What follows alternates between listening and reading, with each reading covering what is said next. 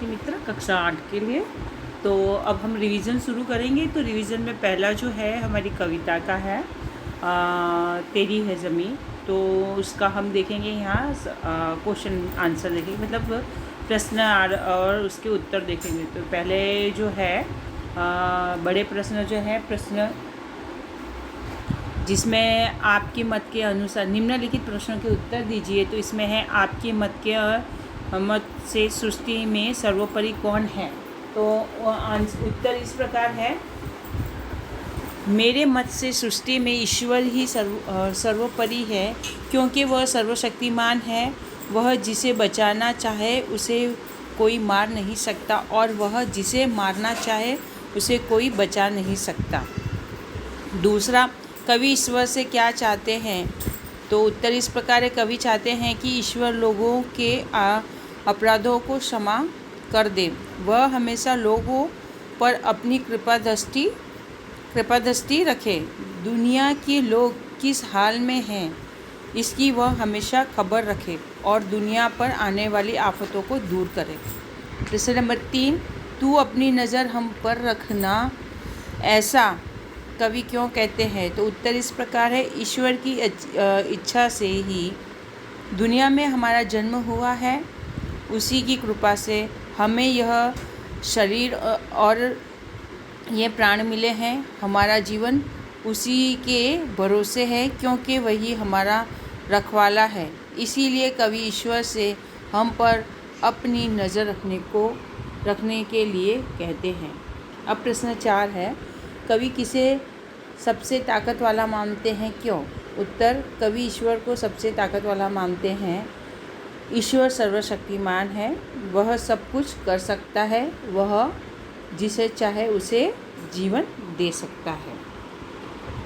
अब 5वां देखेंगे, कवि खुदा से क्या कहना चाहते हैं। तो उत्तर इस प्रकार है, कवि खुदा से कहना चाहते हैं कि वह सर्वशक्तिमान और दयालु है।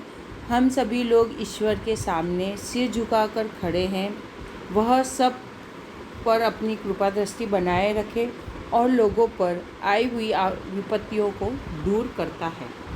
अब यहाँ पर हम देखेंगे आगे जो पार्ट 2 के हैं सवाल के जवाब, जिसमें है निम्नलिखित प्रश्नों के उत्तर दीजिए। परीक्षा में आपको एक मार्क के भी प्रश्न के जवाब पूछे, एक वाक्य के भी हैं, बड़े प्रश्न भी पूछे, 2-3 वाक्य के भी पूछे हैं। तो रिवीजन में हम उसी प्रकार 1 से 5 पार्ट जो हमने आपको दिए हैं सिलेबस में, उसी प्रकार हमको ये करना है। तो अब दूसरे पार्ट के हम यहाँ पे सवाल जवाब देखेंगे। उसमें पहला है, अमीना ईद के दिन निराशा में क्यों डूबी हुई थी, अथवा बूढ़ी अमीना ईद को क्यों कोस रही थी। उत्तर इस प्रकार है, बूढ़ी अमीना बहुत खुशी थी। एक ही वर्ष में उसका जवान बेटा और बहू दोनों चल बसे थे। अब सिर्फ छोटा पोता हामिद ही बचा था। हामिद के पास न जूते थे न ढंग के कपड़े। ईद के दिन भी अमीना के पास अनाज का दाना नहीं था। धन के नाम पर उसके बटुए में 5 पैसे और हामिद के पास 3 पैसे थे। इसी बदहाली के कारण अमीना ईद के दिन निराशा में डूबी हुई थी और ईद को कोस रही थी। प्रश्न 2, हामिद मेले में जाने लगा तो अमीना उसके लिए क्यों चिंतित थी। उत्तर, गांव के दूसरे लड़के अपने अपने बाप के साथ मेले में जा रहे थे। हामिद के तो माँ बाप मर चुके थे। अमीना उसे अकेले कैसे भेजती। उसे डर था कि कहीं भीड़ में हामिद खो न जाए। 3 कोस का सफ़र था और हामिद के पाँवों में जूते भी नहीं थे। अमीना को लगा कि हामिद जाएगा तो उसके पाँवों में छाले पड़ जाएंगे। उसकी जेब में केवल 3 पैसे थे। इन्हीं कारणों से हामिद मेले में जाने लगा तो उसके लिए अमीना चिंतित थी। तीसरा, ईदगाह के मार्ग का वर्णन कीजिए। तो उत्तर इस प्रकार है, गांव से निकलकर लोग ईदगाह की ओर जा रहे थे। कभी सब बच्चे दौड़कर आगे निकल जाते, फिर किसी पेड़ के नीचे खड़े होकर साथ वालों का इंतज़ार करते थे। ईदगाह जाने के मार्ग में बड़ी बड़ी इमारतें थीं, अदालत, कॉलेज, कला भवन आदि उसी रास्ते पर थे। हलवाइयों की दुकानें खूब सजी हुई थी। एक एक दुकान पर ढेरों मिठाइयाँ थीं। अब चौथा देखेंगे यहाँ पर। तो चौथा है, हामिद के साथियों ने कौन कौन से खिलौने खरीदे? उत्तर, मेले की दुकानों में तरह तरह के खिलौने थे। महमूद ने खाकी वर्दी वाला और लाल पगड़ी वाला एक सिपाही खरीदा। मोहसिन ने एक बिस्ती लिया। बिस्ती अपनी झुकी हुई कमर पर मशक रखे हुए था। नूरे ने एक वकील पसंद किया। सम्मी ने एक खंजरी खरीदी। इस प्रकार हामिद के साथियों ने अपनी अपनी पसंद के खिलौने खरीदे।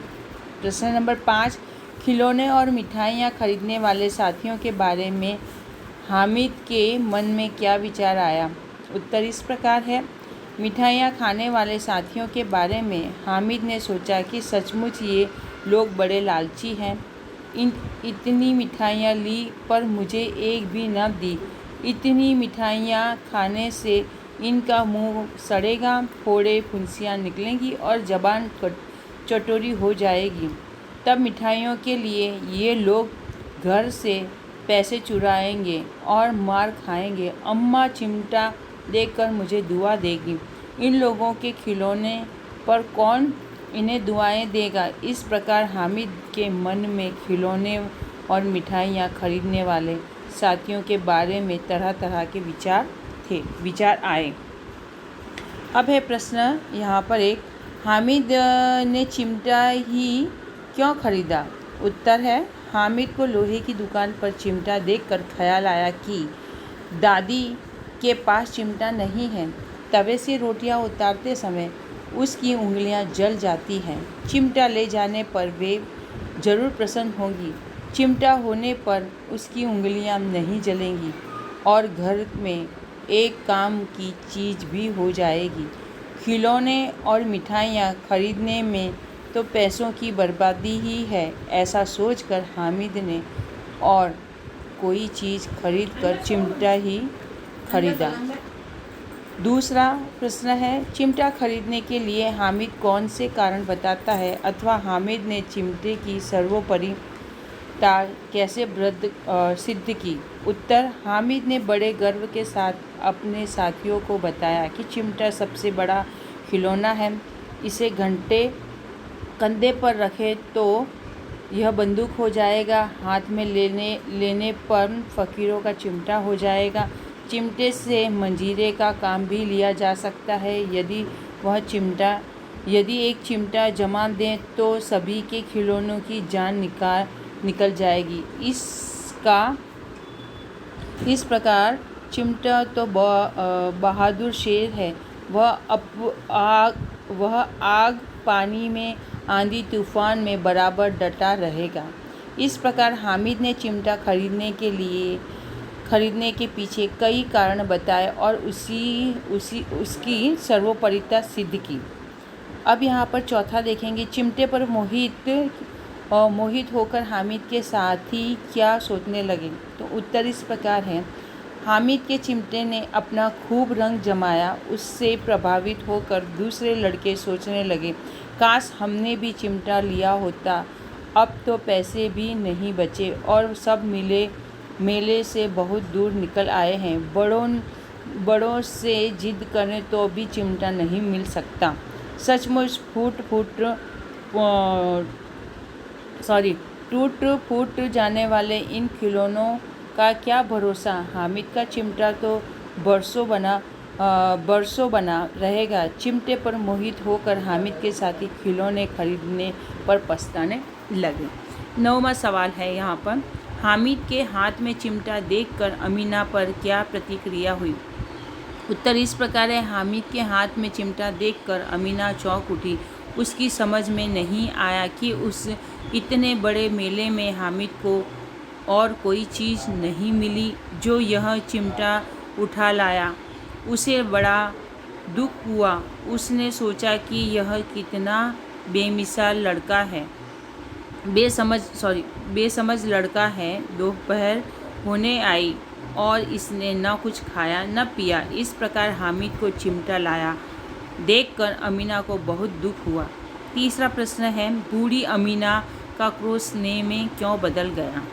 उत्तर है, हामिद के चिमटा लाने पर अम्मा को दुख हुआ। उसे हामिद की नासमझी पर क्रोध भी आया। हामिद ने दादी से कहा कि रोटियां पकाते समय तुम्हारी उंगलियां जल जाती थीं, इसीलिए मैं चिमटा लाया हूँ। यह सुनकर बूढ़ी अमीना का क्रोध स्नेह में बदल गया। हामिद के त्याग, सद्भाव और सेवक विवेक पर वह न्यौछावर हो गई।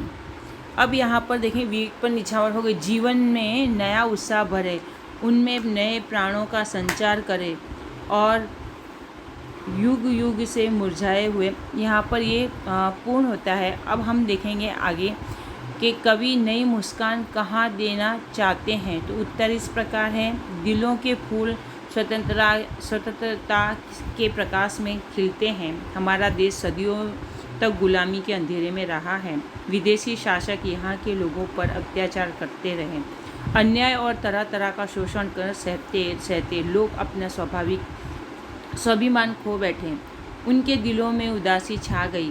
कवि की इच्छा है कि ऐसे मुर्दा दिलों में फिर से नए जीवन का संचार हो। इस प्रकार कवि युग युग से लोगों के मुरझाए हुए हृदय सुमनों पर नई मुस्कान देखना चाहता है। प्रश्न 2, कवि ने देश के सपूतों को क्या संदेश दिया है? तो उत्तर, कवि देश के सपूतों से कहते हैं कि देश स्वतंत्र हो चुका है, अब तुम्हें देश का नवनिर्माण करना है। स्वतंत्रता का लाभ जन जन तक पहुंचाना है। देशवासी तुमसे बड़ी बड़ी आशाएं रखते हैं, तुम्हें उन्हें निराश नहीं करना है।